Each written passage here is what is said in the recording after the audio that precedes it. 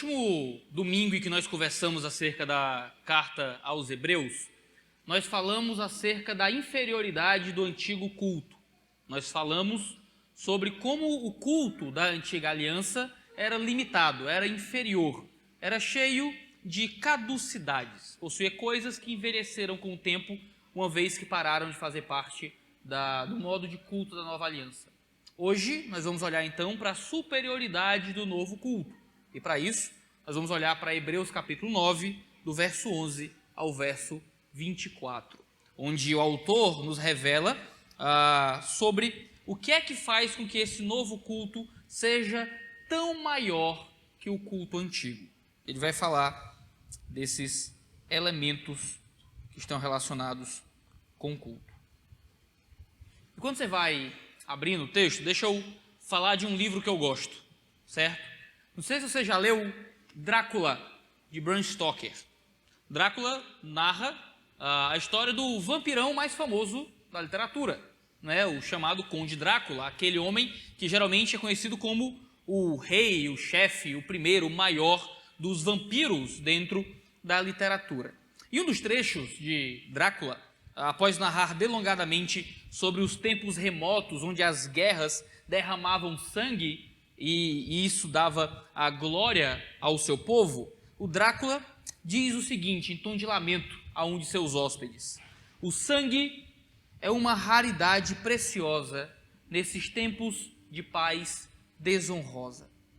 O sangue é uma raridade preciosa nesses tempos de paz desonrosa. Nós costumamos pensar o mesmo acerca da religião, acerca da fé. O cristianismo não possui um sangue derramado nos cultos dominicais. Você pode vir bem vestido, ciente que não haverá manchas nas suas roupas depois que o culto acabar. Você pode vir com seu sapato branco, você pode vir com seu cabelo bem penteado, você não vai sair daqui enlameado, sujo do sangue de algum animal. No judaísmo, no entanto, a gente tinha algo muito diferente. Nos tempos antigos, nos tempos remotos, o judaísmo se manifestou como uma religião de sangue desde o seu início. É interessante que um outro personagem, já quase ao fim do livro, do Drácula, cite Deuteronômio 12, 23, ao dizer que o sangue é a vida. Desde o Antigo Testamento, o sangue estava relacionado com a vida e a própria vida diante de Deus. Você pode lembrar do próprio caso de Noé, onde Deus diz, depois do dilúvio, que o sangue era a vida da carne, em Gênesis 9:4.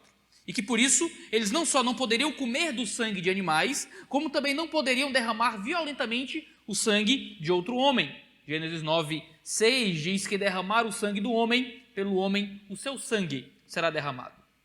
O selo da aliança, a partir de Abraão, envolvia algo sangrento. Havia o corte do prepúcio dos homens. A circuncisão fez com que Zípora, a esposa de Moisés, o chamasse de um marido de sangue, ou um esposo sanguinário, em Êxodo 4, 24. O perdão dos pecados, a purificação ritual em todo o Antigo Testamento, envolvia a morte de animais, o corte da carne de ovelhas, bacias com sangue, sangue aspergido sobre o povo e muito derramamento da vida da carne. É comum nós ficarmos aliviados ao passarmos pelo Pentateuco e não mais contemplarmos tantos rios de sangue dos nossos cultos de domingo. Hoje a gente fala sobre a superioridade do novo culto. E essa superioridade está atrelada justamente ao fato de que o novo culto é baseado em sangue. Nós temos um culto onde o sangue não é mais uma raridade. O sangue inunda tudo aquilo que nós fazemos dominicalmente no louvor do nome de Deus. Você pode não ver esse sangue, você pode não tocar nesse sangue, você pode não cheirar esse sangue, ele pode não manchar suas roupas quando você volta para casa e ter que passar ali o seu instrumento. Agora eu perdi qual é o nome, sabão em pó, isso. Você não tem que comprar o melhor sabão em pó do mercado para tirar esse sangue de suas roupas. Mas o sangue marca tudo o que nós fazemos no culto. O sangue marca tudo o que nós fazemos como povo de Deus. Não se engane pelos cabelos bem penteados, não se engane pelos banhos tomados, não se engane pelas roupas passadas. Nós somos uma religião sanguinolenta. Nós somos uma religião cuja fé, mais que qualquer outra fé, é baseada no derramamento de sangue. No cristianismo, o sangue é vida, porque o sangue concede vida. No sermão passado, a gente falou sobre as limitações do antigo culto. Hoje, vamos falar da superioridade do novo culto, superioridade esta totalmente relacionada com o sangue derramado de Cristo Jesus. E a gente vai fazer isso em 4 pontos, certo? Primeiro, esses 4 pontos, deixa eu dar logo uma luz para vocês. Eu mandei no grupo da igreja, até da mocidade da igreja, um gráficozinho mostrando a estrutura do sermão para facilitar, para quem fosse chegar. Mas eu vou lhe dar aqui a nossa estrutura. A gente já falou algumas vezes que o autor aos Hebreus está escrevendo a uma cultura extremamente judaica a partir de uma cultura extremamente judaica. E de vez em quando ele usa uma estrutura literária conhecida como quiasmo. Olha que nome bonito. Quiasmo. Chega, abre a boca, né? Quiasmo. O que é isso? É uma estrutura poética judaica em que você argumenta a partir dos extremos. Como é que é isso? O começo e o final do argumento é igual. O que vem logo depois, o que é segundo e o que é penúltimo, também é igual. E ele vai montando os argumentos como um sanduíche, para o argumento central dele ser aquilo que está no meio. Então a gente vai olhar para as pontas da argumentação aqui do autor e você vai entender bem o que ele está colocando. Então vem comigo. Primeiro, a gente vai olhar para o fato de que o sangue do novo culto foi derramado em um santuário e em um tabernáculo melhores do que o santuário e o tabernáculo do Antigo Testamento. A gente vai fazer isso olhando para o versículo 11 e para o versículo 24, que a gente vai ler ainda. Em segundo lugar, a gente vai ver que o sangue derramado hoje é superior ao sangue dos antigos sacrifícios. A gente vai ver isso olhando para o versículo 12 e para o versículo 23. O segundo e o penúltimo versículo. Em terceiro lugar, o autor nos diz sobre os efeitos que esse sangue causa em nós. E que esses efeitos são muito superiores que os efeitos do sangue de animais. A gente vai olhar para os versículos 13 e 14, para o versículo 22. E por fim, em quarto lugar, a gente vai louvar a Deus porque esse sangue celebra uma aliança melhor e muito superior à aliança que a precedeu. A gente vai ver isso como o centro do argumento dele, no meio do texto, do verso 15 ao verso 21. Então vamos ler o texto para a gente pegar o ponto que ele está colocando. Hebreus 9, 11 a 24 diz assim: Quando, porém, Cristo veio como sumo sacerdote dos bens já realizados, mediante o maior e mais perfeito tabernáculo, não feito por mãos humanas, quer dizer, não desta criação, e não pelo sangue de bodes e de bezerros, mas pelo seu próprio sangue, ele entrou no santuário, uma vez por todas, e obteve uma eterna redenção. Portanto, se o sangue de bodes e de touros e a cinza de uma novilha aspergidos sobre os contaminados os santificam quanto à purificação da carne, muito mais o sangue de Cristo, que pelo Espírito eterno a si mesmo ofereceu sem mácula a Deus, purificará a nossa consciência de obras mortas para servirmos ao Deus vivo. Por isso mesmo, ele é o mediador da nova aliança, a fim de que os que foram chamados recebam a promessa da herança eterna, visto que houve uma morte para a remissão das transgressões que foram cometidas sobre a primeira aliança. Porque, onde há um testamento, é necessário constatar a morte de quem o fez. Sim, porque um testamento só é confirmado depois da morte de quem o fez, pois de maneira nenhuma um testamento tem força de lei enquanto ainda vive quem o fez. Por isso, nem a primeira aliança foi estabelecida sem sangue, conforme a lei. Sem sangue, porque havendo Moisés proclamado a todo o povo todos os mandamentos conforme a lei, pegou o sangue dos bezerros e dos bodes com água, lã tingida de escarlate e isopo e aspergiu não só o próprio livro, como também todo o povo, dizendo: este é o sangue da aliança que Deus ordenou para vocês. Igualmente, também aspergiu com sangue o tabernáculo e todos os utensílios do serviço sagrado. De fato, segundo a lei, quase todas as coisas são purificadas com sangue, e sem derramamento de sangue não há remissão. Era necessário, portanto, que as figuras das coisas que estão nos céus fossem purificadas com tais sacrifícios, mas as próprias coisas celestiais requerem sacrifícios superiores àqueles. Porque Cristo não entrou em santuário feito por mãos humanas, figura do verdadeiro santuário, porém do próprio céu, para comparecer agora por nós diante de Deus. Isso é um texto maravilhoso. Começa falando, nosso primeiro ponto, que o sangue foi derramado o sangue de Jesus foi derramado em um tabernáculo e em um santuário muito superiores ao tabernáculo e ao santuário do antigo pacto. É o que a gente vê primeiro no versículo 11, depois no versículo 24. Verso 11, que nós lemos, diz: quando, porém, Cristo veio como sumo sacerdote de bens já realizados, mediante o maior e mais perfeito tabernáculo, não feito por mãos humanas, quer dizer, não desta criação. Veja, enquanto o antigo pacto, enquanto o antigo culto era uma expectativa e estava olhando para um futuro, esperando o verdadeiro bem, Cristo aparece já manifestando o bem que nos é devido. Diz que ele veio como sumo sacerdote de bens já realizados.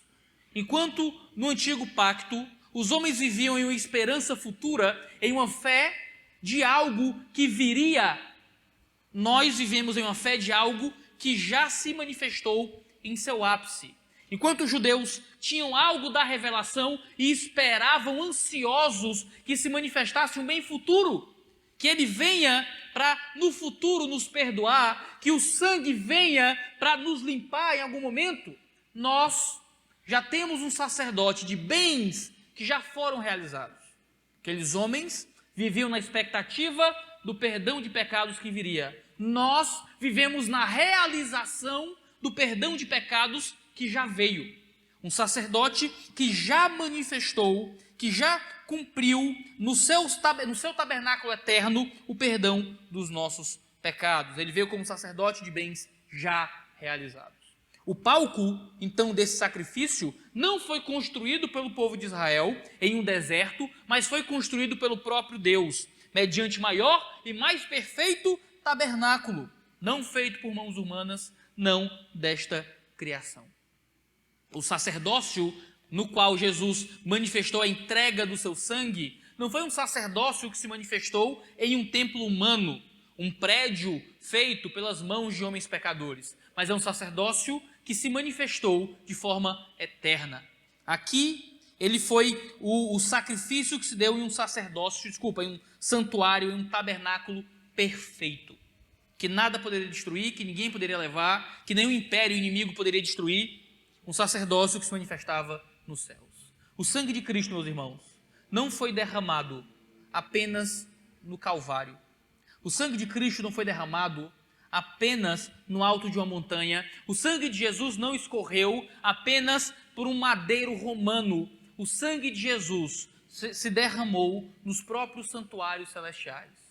O sangue de Jesus jorrou no próprio céu, do próprio trono de Deus, respingou do sangue do Cristo, porque ele foi um sacrifício que se manifestou no mundo espiritual, um sacrifício que se manifesta num santuário eterno. Os homens conseguiram ver fisicamente um homem morrendo. Aqueles que estavam em volta de Jesus podiam zombar, podiam cuspir, podiam rir, podiam usar de ironias, porque só conseguiam ver um homem derramando o seu sangue. Mas eles não conseguiam contemplar que no santuário celeste, aquele sangue estava sendo derramado para a purificação de todos os salvos, para a purificação da igreja, para a purificação dos eleitos. Havia um sangue que foi derramado de forma espiritual em um santuário muito maior que qualquer santuário humano. Nós não somos salvos simplesmente porque Jesus sofreu. Nós somos salvos porque o Deus vivo derramou o seu sangue aqui e derramou o seu sangue como oferta ao Deus vivo nesse santuário celeste. A imagem que é pintada aqui é que em Cristo nós encontramos uma redenção que não se manifesta de forma unicamente terrena, mas que se dá de forma plena e perfeita diante de Deus. Sangue de animal nenhum podia fazer isso. Sacerdote humano nenhum podia fazer isso. Mas porque o Deus vivo se entregou como sacrifício, é que o sangue dele se manifesta em um sacerdócio, em um sacrifício, em um tabernáculo e em um santuário que são eternos. O verso 24 continua falando da mesma coisa, dizendo: porque Cristo não entrou em santuário feito por mãos humanas. Cristo não entrou, havia um santuário. Quando Jesus manifestou o seu ministério terreno, ele poderia ter entrado no santuário. Ele poderia ter sido um sumo sacerdote, ele poderia ter vestido uma estola sacerdotal, ele poderia ter entrado lá e mostrado ao mundo que ele era o sumo sacerdote segundo a linhagem de quem quer que seja. Acontece que esse santuário feito por mãos humanas era figura do verdadeiro tabernáculo. Era maquete. Era maquete. Você lembra daqueles episódios lá do Pica-Pau, aqueles desenhos que tem toda uma cidade que você olha, quando você entra é só um pedaço de pau assim, que é só a fachada, aí cai para trás, não tem prédio de verdade? O antigo sacerdócio, o antigo santuário, era uma fachada, era uma sombra, era só uma maquete, era uma planta baixa, não era a coisa em si. Os homens olhavam para aquilo e achavam que aquilo era a manifestação de Deus de forma total, cabal, última, final, quando na verdade era só o esboço, era o beta. Ainda não era aquilo que Deus tinha preparado em sua grandeza através da obra perfeita de Cristo Jesus. Jesus não entrou no santuário de mãos humanas, mas ele entrou no céu para comparecer agora por nós diante de Deus. Jesus não precisou, isso aqui é uma coisa muito interessante, Jesus não precisou da validação sacerdotal humana. Jesus não precisou, e ele poderia ter conseguido, mas ele simplesmente não quis receber a validação de um ministério sacerdotal terreno. Ele não recebeu a bênção do sumo sacerdote, pelo contrário, ele não entrou no santuário humano, ele não usou um estola sacerdotal, porque Jesus não é como nós, porque nós dependemos da validação de quem nos despreza. Se você for como eu, se você lutar contra os mesmos pecados que eu, você também passa por isso. Você precisa da validação de quem despreza você. Então, aqueles parentes dizem que você não vai conseguir passar no concurso, as pessoas desprezam você porque você não conquistou certos graus acadêmicos, suas coleguinhas fazem você pensar que você só tem valor se você perder logo a virgindade, os seus colegas fazem você se sentir diminuído se você tiver hora para chegar em casa, os caras do trabalho te tratam como bobo se você só tem uma mulher, suas tias te tratam por besta se você continuar procurando um marido crente ao invés de um marido mundano. Então você começa a viver a sua vida tentando se vender para quem não quer te comprar. Você começa a viver a sua vida tentando cumprir expectativas que você assumiu porque de alguma forma você quer provar para si mesmo que você não é aquilo que os outros dizem que você é. Mas sabe o que acontece? A gente tem o perfeito, grande, sumo sacerdote, que é o próprio Deus vivo, e ele simplesmente prefere o desprezo dos sacerdotes humanos para receber a validação real do seu sacerdócio eterno. E ao invés de procurar respostas naquilo que os homens podiam dar, porque Jesus poderia ter vindo com um sacerdócio humano, usado estolas humanas, entrado num santuário humano, ele simplesmente se nega e ele recebe a aprovação de Deus para mostrar a superioridade do seu sacerdócio e do seu sacrifício. Nós nos contentamos com coisas muito pequenas. Nós nos contentamos com coisas muito humanas. Nós vivemos em busca de coisas que os homens aprovem, enquanto o sacerdócio de Cristo foi aprovado por Deus. Temos uma religião que os homens podem desprezar, que os sacerdotes da nossa cultura podem dizer que é bobagem, que pessoas emocionais, espirituais, religiosas, que falam de coisas elevadas e bonitas, podem dizer que é bobagem. Nós não estamos procurando um sacerdócio validado pelos homens, porque nós temos um sangue derramado que foi validado pelo próprio Deus. O santuário que não recebeu a Cristo era o esboço, porque ele foi recebido em um santuário real e lá o seu sangue foi derramado. Ele foi recebido no próprio céu para comparecer agora por nós diante de Deus. No próprio céu, nós temos um sangue que foi derramado diante do próprio Deus, por nós. Por nós. Não foi simplesmente por outros, não foi por figuras distantes de nós, não foi um ato meramente autocentrado, mas foi um ato que Deus procurou a sua glória através de nos alcançar. Deus escolheu manifestar a sua glória, a sua graça, a sua misericórdia em morrer por nós. E está agora no próprio céu por nós. Ele está lá em nosso lugar agora. Maravilhoso que o autor aos Hebreus diz isso. Ele está no próprio céu por nós agora diante de Deus. Você consegue imaginar isso? Que neste momento, enquanto você está sentado, talvez com as costas doendo, talvez aí tentando se encontrar na cadeira, cruzando a perna, com calor, perguntando que horas vai acabar o sermão, vai para casa, talvez um tanto empolgado, talvez prestando atenção, você está com os problemas em casa para resolver, talvez esteja com uma dor no braço, lutando contra o sono. Você está aí, vivendo a sua vida normal de um ser humano comum, se preocupando com a segunda-feira, e neste momento, exatamente enquanto você me ouve falar, nesse intervalo em que o som sai da minha boca, passa para o microfone, sai pelas caixas de som e chega no seu ouvido, existe um Cristo por você, diante de Deus, agindo como sacerdote.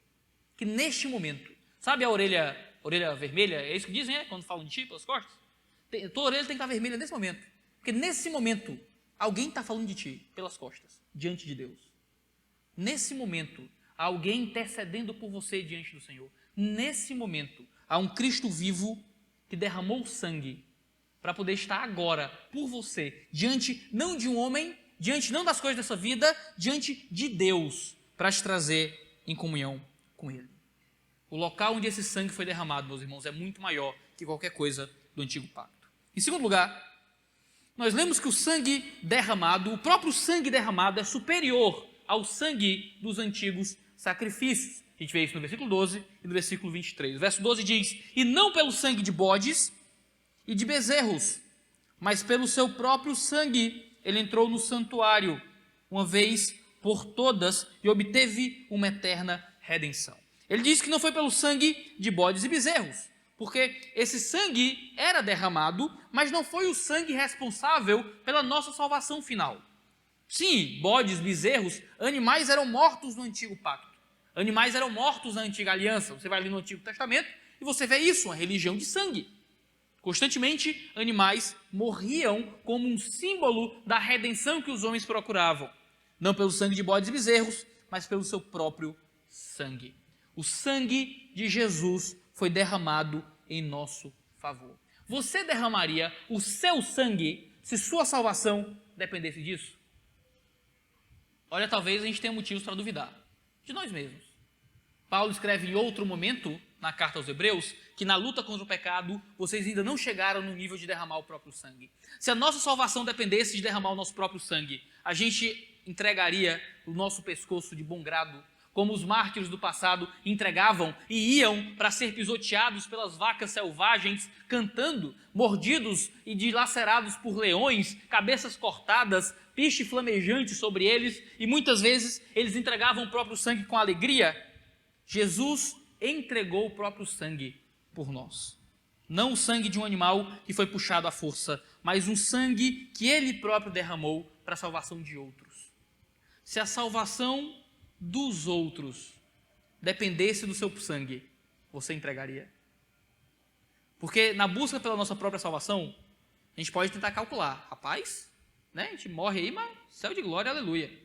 Mas a salvação dos outros, se a salvação de outras pessoas custasse o seu sangue, quantas histórias missionárias a gente não ouve, quantos relatos de mártires, quantos livros, quantos testemunhos, quantos relatórios a gente não recebe de homens que muitas vezes se entregam, derramam a própria vida, dão do próprio sangue para que outras pessoas sejam salvas. E quão distante nós estamos, muitas vezes, desse tipo de postura de fé.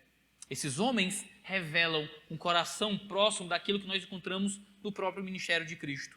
Um sangue derramado pela salvação dos outros. O sangue não de animais, mas agora o sangue do próprio Cristo é derramado para nos dar salvação. A qualidade desse sangue, meus irmãos, é muito superior.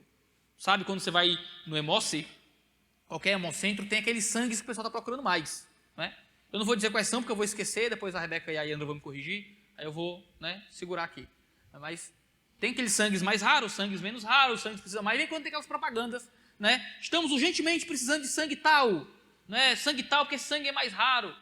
Irmãos, quão raro é o sangue do Deus vivo? Quão difícil é receber uma transfusão do sangue do próprio Deus. O próprio Eterno, o Senhor Imaculado, derramar sangue de si sobre nós para nos dar salvação e vida eterna. Ele entrou no santuário uma vez por todas e obteve para nós uma eterna redenção. Lembra que o sacerdote entrava todos os anos, o sumo sacerdote entrava todos os anos do Santo dos Santos para trazer redenção ao povo, mas Jesus entrou no santuário de uma vez por todas. Jesus entrou de modo cabal e absoluto. Enquanto o sacerdócio do antigo pacto era um ministério de cuidados paliativos, o sacerdócio de Jesus é uma cura plena e completa da nossa maldade, porque o sangue derramado não é o sangue de animais que tem que continuamente ser morto em rituais de sacrifício, mas é o sangue do próprio Deus que é derramado de forma última e cabal para trazer cura plena sobre todos nós. E por isso, nesse sangue derramado de uma vez por todas, nós encontramos uma eterna redenção. Talvez você ouça muito essa palavra na igreja, redenção, talvez você não saiba bem o que isso significa. Redimir, na teologia do Antigo Testamento, significa fundamentalmente resgatar, reobter. Redenção, na teologia judaica, fala sobre, por exemplo, você pegar de volta uma propriedade. Você comprar de volta um escravo que estava preso para que ele seja redimido e então liberto. Lembra do ano do jubileu, onde as posses eram redimidas e o povo recebia de volta aquilo que lhe pertencia. A Bíblia fala no livro de Deuteronômio várias vezes que Deus redimiu Israel da escravidão do Egito. Eles foram redimidos porque foram comprados novamente, foram resgatados daquela situação. Se você olhar para o Antigo Testamento, você percebe que as redenções sempre foram temporárias. Você pensa no ano do jubileu e tudo estava em um ciclo de 70 anos, constantemente. Você pensa em pessoas que eram redimidas de seus pecados e então voltavam ao pecado. Escravos que eram redimidos da escravidão, mas então voltavam a ter outros senhores. O que Jesus conquistou a nós foi uma redenção eterna. Uma redenção que não se perde, uma redenção que não volta atrás. Você não tem que ter medo, achar que perde a salvação a cada pecado cometido, achar que Deus te rejeita e te joga fora e que te devolve para a escravidão do Egito todas as vezes que você quer recalcitrar contra os aguilhões. Você tem uma salvação, uma redenção que é eterna, que é para sempre, que já foi dada de uma vez por todas, porque um sangue foi derramado de uma vez por todas. Não é uma salvação que você encontra, então você perde e logo precisa matar outro animal, então você perde, então você tem que entregar uma outra oferta, então você perde, então tem que vir com um novo sacrifício, e você perde e vem com outro holocausto, e você perde, você traz outra oblação, e você fica nessa loucura, tentando se manter firme de sacrifício em sacrifício. Porque o sangue foi derramado de uma vez por todas.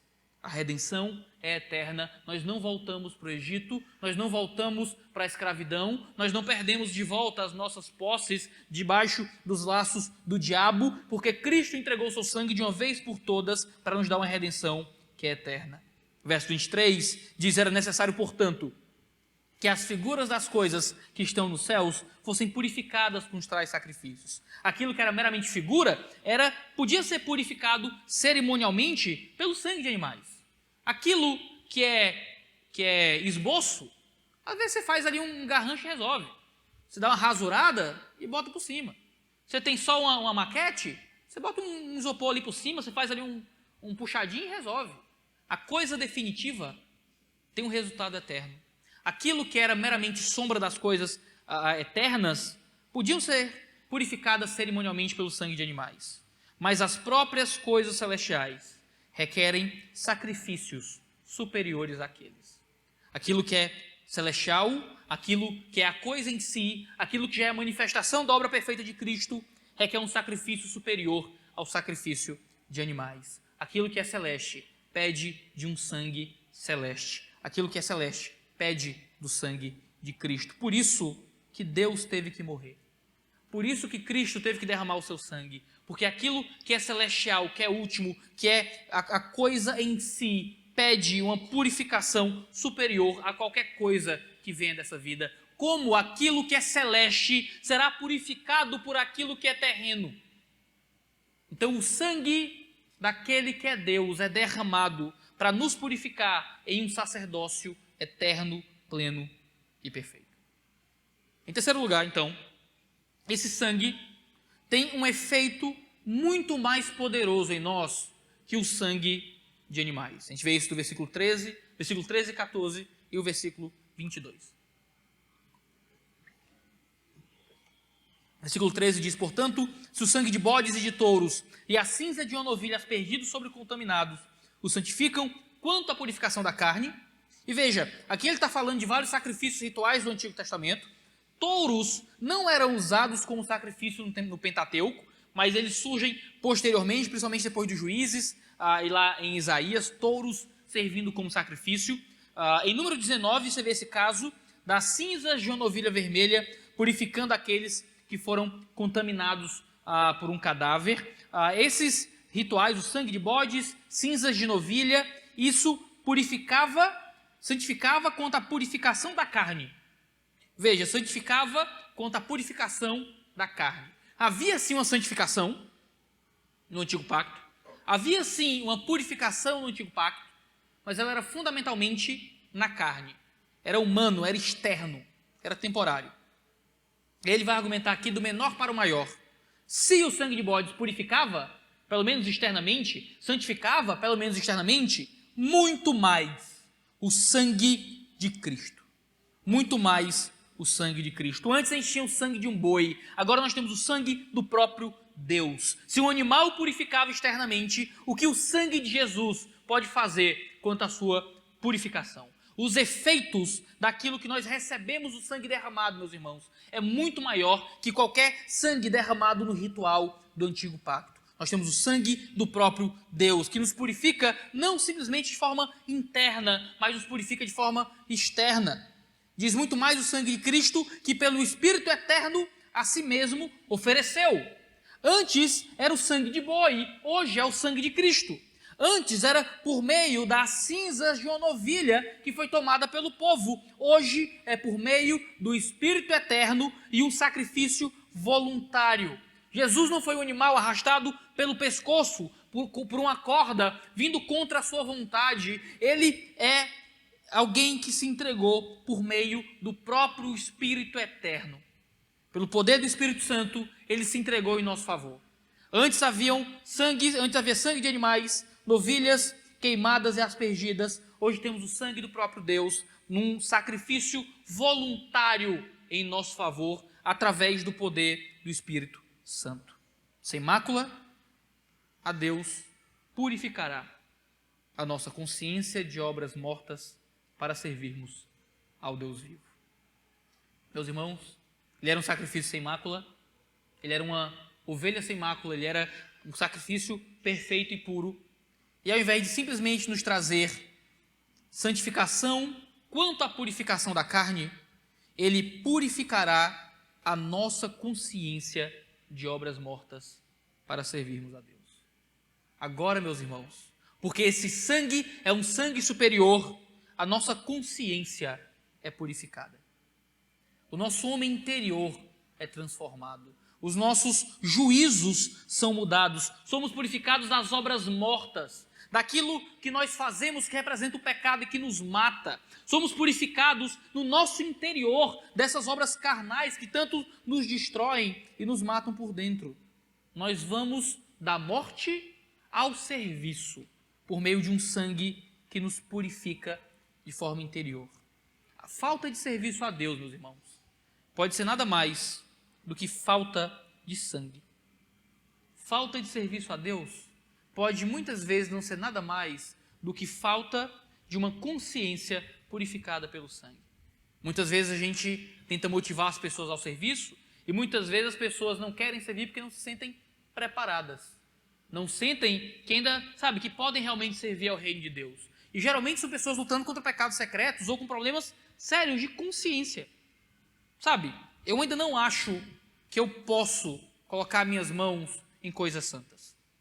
Eu ainda não acho que a minha vida representa realmente aquilo que Deus espera de um homem ou de uma mulher de Deus.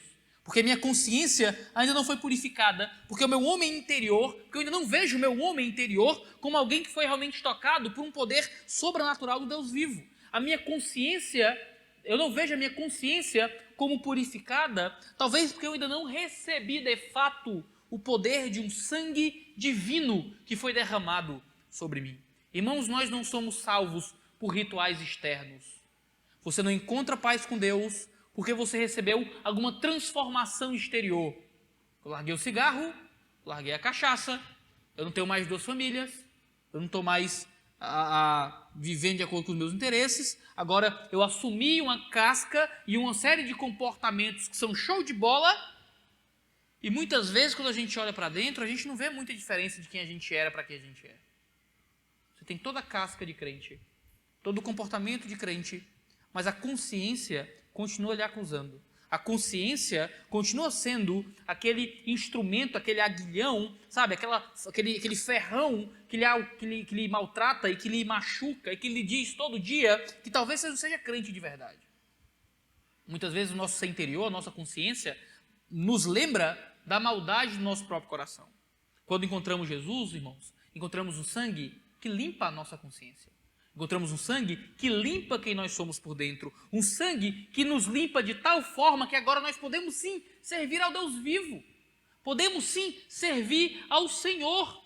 Irmão, entenda, talvez você tente processos seletivos aí atrás de emprego, e se eu lhe chamar para você trabalhar numa grande multinacional, o salário é alto, a melhor empresa do ramo, várias vantagens, muitos benefícios, você vai achar uma coisa maravilhosa. Nós somos convidados a servir o Deus vivo. É uma vaga de emprego na casa de Deus. É poder estar próximo e trabalhar e receber das bênçãos que provém diretamente do melhor emprego, do melhor serviço que o homem pode ter. E nós alcançamos isso pelo sangue, um sangue que purifica as nossas consciências para podermos participar disso. Claro, é normal, muitas vezes nos sentimos inaptos, até em termos de santificação para a obra de Deus. Qual é a solução? É fugir da obra de Deus? Não, é correr para o sangue. É encontrar no sangue aquilo que falta para a sua consciência poder se apropriar da purificação que provém da obra de Jesus. Para que você possa ser mais atuante na igreja, para que você possa viver mais de acordo com a vontade do Senhor, para que você vença o pecado, para que você viva uma vida cada vez mais santa, cada vez mais se apropriando do poder do sangue, do poder que vem do sangue de Jesus. O verso 22 diz, de fato, segundo a lei, quase todas as coisas são purificadas com sangue, e sem derramamento de sangue não há remissão.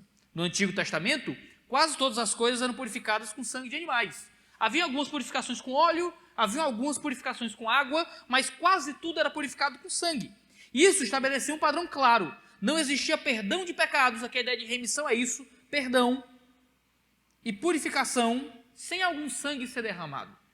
Aquela purificação e perdão eram, no entanto, inferiores. Era uma purificação e um perdão externos. Nós temos uma purificação interna e um perdão absoluto, porque não fomos aspergidos por sangue de cabras, mas pelo sangue de Cristo. Novamente, por isso Deus tinha que morrer na cruz. Por isso Jesus tinha que derramar o seu sangue, porque precisávamos de algo que fosse forte e poderoso bastante para limpar o nosso pecado. Os homens tentam te dizer que a cruz revela o nosso valor, que a cruz revela a nossa grandeza, que a cruz revela como Deus nos ama e como Deus nos admira de alguma forma. E claro, a cruz mostra o tamanho do amor de Deus, justamente porque a cruz mostra a gravidade do nosso pecado. Deus teve que morrer na cruz para que pudéssemos ser salvos. O sangue de bodes, o sangue de ovelhas não era suficiente. Deus poderia ter entregue todas as ruas de ouro, todo o mar de vidro, ele poderia ter sacrificado todas as miríades de anjos, destruído todas as estrelas dos céus, e ainda assim não seria suficiente. Ele precisou derramar o sangue do seu Filho para que pudéssemos ser limpos do nosso pecado. Esse é o tamanho do nosso pecado. A cruz revela o tamanho da nossa maldade. A cruz mostra, e o sangue derramado mostra a gravidade da nossa impureza. E a partir daí, mostra o tamanho do amor de Deus. E a partir daí a cruz revela quanto Deus nos ama. E como Ele é maravilhoso em nos amar. Não como quem ama um namorado, ou quem ama um crush da igreja, ou como quem ama a menininha bonitinha da mocidade, que você olha e você consegue listar todas as qualidades que fazem você amar. Se eu olho para um marido que está em crise no casamento, e eu digo, cara, escreve aí para mim no papel. Me dá todos os motivos pelos quais você ama a sua esposa. Me dá aí os motivos pelo qual há uma pessoa admirável aí. E a pessoa começa a escrever e tem lá, ela cuida bem de mim, ela isso, ela aquilo e tal. Se a gente pede isso para Deus, o que é que Deus escreve? Deus, dá aí os motivos pelo qual o Senhor morreu por nós na cruz. Mostra aí, Deus, escreve aí por que a cruz revela o tamanho do nosso valor. Ele vai dizer, morto em delitos e pecados. Os pés, rápidos para praticar a maldade. A língua, cospe áspide de serpente. A garganta é uma cova. Não há quem faça o bem. Não há quem busque a Deus. Não há nenhum sequer. O amor de Deus é revelado por nós, não pelos nossos valores. E é isso que os pregadores da prosperidade mentem quando dizem que a cruz revela o tamanho do amor de Deus a nós, pura e simplesmente. Porque te faz pensar que revela o teu valor, a tua grandeza, a tua bondade, o quão bonitinho e cheiroso você é. A cruz revela o tamanho do amor de Deus, porque antes de tudo, revela o preço do nosso pecado. Revela o preço do nosso pecado. Sangue muito precioso foi derramado por nós. O sangue de Cristo Jesus. Em último lugar, que é nosso quarto ponto, esse sangue celebra uma aliança muito melhor que a antiga aliança. A gente vê isso do versículo 15 ao versículo 21, que é o centro do argumento que o autor aos Hebreus está trazendo para nós. Se você lembrar bem, é um argumento que ele já está estabelecendo já há algum tempo na sua epístola. A nova aliança é superior à antiga aliança. Ele diz no verso 15: por isso mesmo, ele é o mediador da nova aliança. Esse novo pacto entre Deus e os homens vem justamente da superioridade desse sangue derramado. Essa aliança, esse pacto que Deus fez conosco hoje, é um pacto muito superior ao antigo pacto, porque ele é baseado em um sangue muito superior ao sangue de animais. Por isso mesmo, ele é o mediador da nova aliança, a fim de que os que foram chamados recebam a promessa da herança eterna. Uma vez chamados, através desse sangue, nós recebemos uma promessa de uma herança que é eterna. Já esperou uma herança? A gente geralmente não, né? A gente herda dívida, né? Carro velho. Geralmente as heranças de pobre é um negócio meio estranho. Mas aí tem gente que tem herança, que recebe muito dinheiro, morre um tio, aí tem os parentes brigando, né? O coitado está na UTI, o pessoal já discutindo quem vai ficar com o quê. Né? Você vê isso em novela, em filme e tudo mais. Nós somos chamados para uma herança. Há um testamento nessa aliança. E essa aliança nos promete uma glória eterna, uma herança eterna que a gente recebe de Deus nos céus. Irmãos, é maravilhoso sabermos que nós somos chamados para receber alguma coisa. A teologia da prosperidade acerta em um ponto. Deus está nos prometendo uma riqueza imensa. Deus nos chamou para sermos prósperos, ricos, cabeça e não cauda, aleluia. O problema é onde isso se manifesta. As glórias nos são prometidas depois da meia-noite. As glórias nos são prometidas, a herança chega às nossas mãos quando nós estivermos com Ele na eternidade. Essa herança é eterna porque se manifesta depois do fim de todas as coisas, quando começarmos no primeiro dia daquilo que é eterno. Quando o passar do tempo não mais importar, e então recebemos a glória da prosperidade vindoura, que faz com que qualquer prosperidade terrena seja bobagem, que faz com que o carro do ano seja lixo, que faz com que casa própria seja entulho, que faz com que roupa cara, que bens do momento, que tecnologia de ponta, que tudo isso seja risível, bobagem, esmola. A glória que nos é prometida, a herança que nos é prometida, vem através do sangue. E esse sangue nos garante uma herança eterna. Uma herança que não é temporária, como a da antiga aliança, que não é temporária como o antigo pacto, mas é uma herança que vem eternamente. O sangue dos animais celebravam e marcavam o perdão do pecado no antigo pacto. Te lê que visto que houve uma morte para a remissão das transgressões que foram cometidas sobre a primeira aliança. Essa é justamente a morte dos animais. Os animais eram mortos para marcar esse perdão de pecados no antigo pacto. Hoje as coisas são diferentes. Porque onde há um testamento, diz no verso 16, é necessário constatar a morte de quem o fez. Entendeu? Porque onde há um testamento, é necessário constatar a morte de quem o fez. Se você escreve um testamento, o seu nome técnico do documento, só do direito depois me lembra, mas aquele documento que você estabelece sua última vontade, você então, aquilo só vai valer quando você morrer. Isso não diz só sobre os seus bens físicos. Eu aprendi recentemente que você pode falar sobre qualquer coisa, sobre mensagem para a mãe, pode deixar algum recado para o filho, pode dizer uma coisa bonita, pode dizer como quer o seu velório, pode dizer o que você quiser. É uma declaração de última vontade, né? Inclusive a disposição dos seus bens. Isso tem valor quando você morre. Quando você está vivo, seu testamento não vale de nada, você está vivo. Quando você morre, ele vale alguma coisa.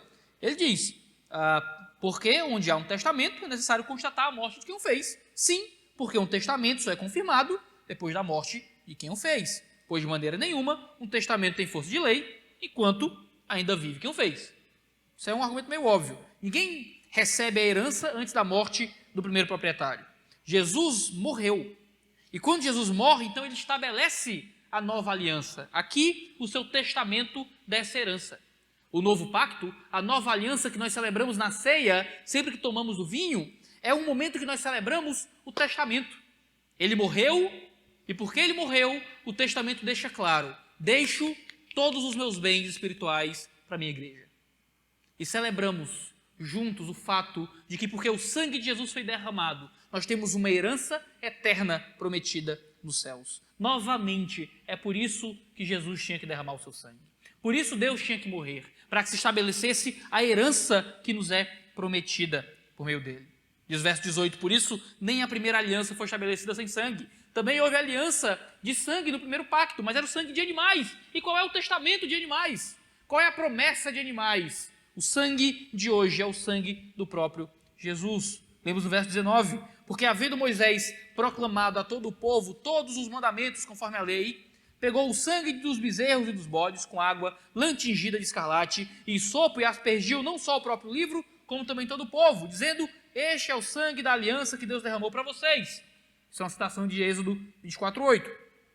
Igualmente, também aspergiu com sangue o tabernáculo e todos os utensílios do serviço sagrado. Aqui o autor de Hebreus, eu não vou tentar discutir muito isso com vocês, mas ele está unindo vários relatos do Antigo Testamento numa coisa só. Ele fala do sangue aspergido sobre o povo, que é descrito em Êxodo 24. Ele fala do hisopo, que era uma planta que foi usada para escorrer sangue nas ombreiras das portas ali no período da Páscoa, que ao lado dessa lã tingida de escarlate de água, foi usado na purificação dos leprosos, em Levítico 14 e em Levítico 49 até 52. Ele diz que o tabernáculo também foi aspergido com sangue, assim como os utensílios sagrados. Mas a gente tem um problema, porque Êxodo 40 diz que o tabernáculo e os instrumentos foram ungidos com óleo. No entanto, quando Arão foi consagrado, aí já está em Levítico 8, aí sim o altar foi purificado com sangue. No famoso dia da expiação, que a gente lê em Levítico 16, a gente vê também o sacerdote purificando o santuário com sangue. Além disso tudo, além das ofertas pelos pecados, o sangue era usado para a purificação da lepra, em Levítico 14, era usado para santificar sacerdotes, em Êxodo 29. O que o autor dos Hebreus está fazendo aqui é dizer o seguinte: o sangue era usado para purificar quase tudo no Antigo Testamento. Ele purificava tudo aquilo que era de ritual, de utensílio, de instrumento para o louvor a Deus no templo. Hoje, nós temos ainda um sangue de Jesus, que também é derramado sobre tudo que é próprio ao culto do novo pacto. Não os utensílios, mas você. Você é aquele que recebe do sangue que é derramado agora. As coisas que nós usamos no culto não são santas. Os instrumentos não são santos. Vivem dando trabalho e atrasando o culto. Né? As caixas de som não são santas. Idem. Né? A mesa de som é o principal inimigo, que a gente tem que orar muito para que Deus santifique, porque o culto demora por causa dela muitas vezes. Né? É um pedaço de madeira, é um negócio eletrônico, é umas madeiras com as cordas. Nada disso aqui é santo. Nada disso aqui é purificado com sangue. Os utensílios sagrados do novo pacto somos nós. Aqueles que recebem a purificação do sangue na nova aliança, meu irmão, é você. Você é banhado pelo sangue de Cristo. Você é lavado pelo sangue do Cordeiro. A gente canta aquela velha canção: o sangue de Jesus me lavou, me lavou. O sangue de Jesus nos lava, o sangue de Jesus nos purifica, o sangue de Jesus nos limpa, não sobre as coisas, não sobre as cadeiras, mas sobre a nossa alma, que precisava da purificação de Cristo. Deixa eu encerrar dizendo o seguinte: você tem medo de sangue? Você já teve medo? Eu fujo de sangue sempre que eu posso. Eu tinha elevado grau de convicção de que eu ia desmaiar no parto da Catarina. Certo? Graças a Deus o Espírito Santo veio com o poder sobrenatural e impediu que eu passasse essa vergonha. Mas já houve momentos em que eu me feri e que o fluxo de sangue me deixou mais nervoso que o corte em si. Então, sempre que eu posso, eu fujo de sangue. Eu tenho uma amiga que trabalhou como repórter da Record no centro-oeste do país, e ela me dizia que ela não conseguia assistir filme de zumbi. Foi uma moda muito grande, né? Filme, seriado de zumbi, por algum tempo. Agora arrefeceu um pouco. Ela me disse que a culpa era da memória olfativa. Ela fez muitas reportagens em que ela cobria assassinato, chacina e tudo mais. E ela dizia, eu vejo na tela o zumbi e eu sinto cheiro de sangue. E eu sinto cheiro de morte. Ela via aquilo e ela sentia o cheiro. Irmãos, os nossos cultos precisam ter cheiro de morte. Os nossos cultos precisam ter cheiro de sangue. Nós temos que todo culto sair daqui lembrando que um sangue foi derramado, que há algo cruento, que há uma carnificina santa na fé cristã. O fato de que Deus se entregou para ser moído fisicamente em nosso lugar. Nossa salvação cobra que nós amemos sangue. Não podemos fugir do sangue, mas fugir para o sangue. Somos salvos porque sangue foi derramado em nós. Talvez você pense em sangue como algo ruim, relacionado a coisas nojentas e assustadoras, e você está certo. O sangue de Jesus não foi derramado em uma cirurgia no ambiente esterilizado, não foi uma transfusão limpa no hemocentro, foi uma carnificina. As costas foram deixadas em carne vivas pelo azorrague, a testa foi perfurada pela coroa de espinhos, os pulsos e tornozelos foram cravados numa cruz, o coração foi perfurado por uma lança pontiaguda. E dele jorrou o sangue que nos faz ter acesso pleno a Deus. Daquela fronte ensanguentada, em opróbrio e dor, é que nós encontramos a face bondosa e amorosa do Deus vivo. Eu comecei citando Drácula, de Bram Stoker. Ontem, a Netflix lançou um seriado sobre Drácula, de Bram Stoker. Foi uma produção da BBC, tem uma minissérie, tem 3 episódios, eu assisti os 3 ontem. Né? Não é tão bom assim, certo? Mas eu gosto do livro do Drácula, e eu ia falar do Drácula hoje, eu disse, nossa, providencial. Né? Saiu um negócio do Drácula que eu estava olhando o Drácula para você mostrar Deus trabalhando aí nos seriados. Né? E é interessante porque no seriado há uma frase que não consta no livro original. Não está no livro do Bram Stoker, mas que o seriado, a minissérie da BBC, que saiu agora da Netflix, Drácula, repete em todos os episódios algumas vezes. Eles dizem assim, sangue é vidas. Sangue é vidas. A frase é exatamente essa. Sangue no singular, vidas no plural. Sangue no singular, vidas no plural. Claro que há algo vampiresco no seriado referente a isso, mas funciona muito bem para a gente. Aquele sangue, o único sangue, é o responsável pela vida de todos nós. Podemos celebrar esse sangue, louvar a Deus por esse sangue, porque o sangue de Cristo jorrou para a nossa salvação. Vamos orar.